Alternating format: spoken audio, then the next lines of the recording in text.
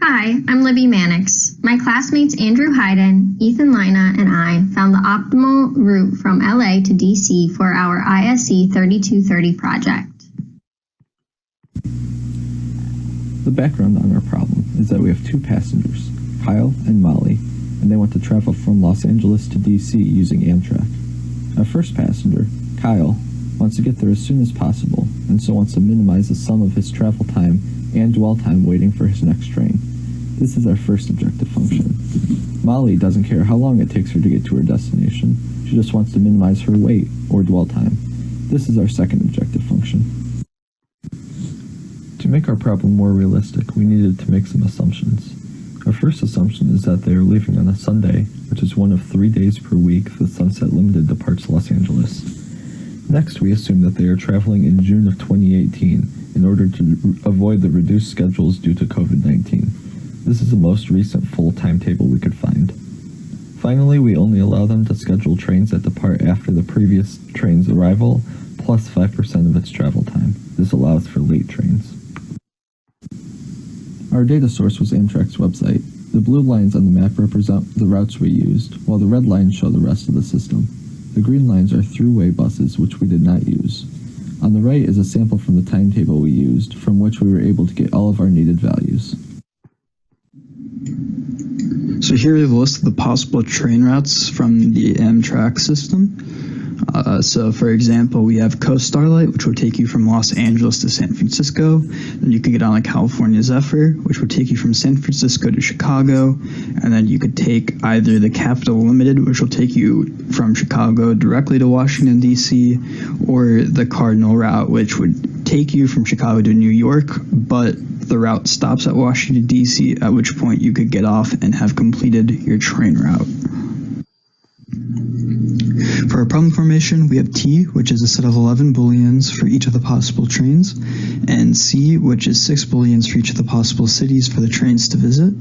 We have departure time, travel time, and array time lists, which are each of the calculated times for the possible train routes, and dwell time, which when multiplied by y will give the correct dwell time for that train route. We also have departure city and array city, which we will use with the other constraints to formulate the possible routes, connected routes for the trains to take. So down in our constraints section, C0 and C5 are the first and last cities, so those must be set to 1 in our constraints. And then we have our for loops, which will properly ensure that the train routes taken are correct according to the Amtrak train route list to go from Los Angeles to Washington, D.C. Then we have our objective functions. We have Kyle's, which is is matrix multiplication, the @ symbol, and we're minimizing the T times travel time and the sum of T transpose times dwell time, so that will give us the overall travel and dwell time. And then we also have our second objective function for Molly.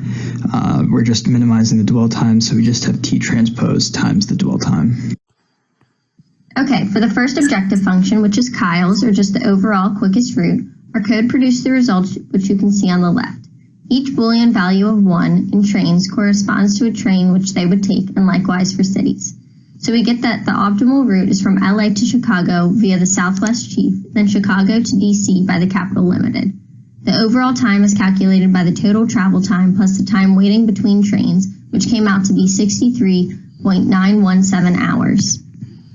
The second objective function, or Molly's attempt to minimize dwell time, we get the same route as before. The minimal dwell time is 3.417 hours, which would be between the Southwest Chief and the Capital Limited in Chicago. For traveling all the way across the country, I don't think waiting 3.4 hours is too bad.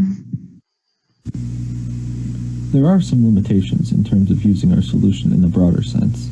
Size and maintenance both become issues as the number of trains becomes larger.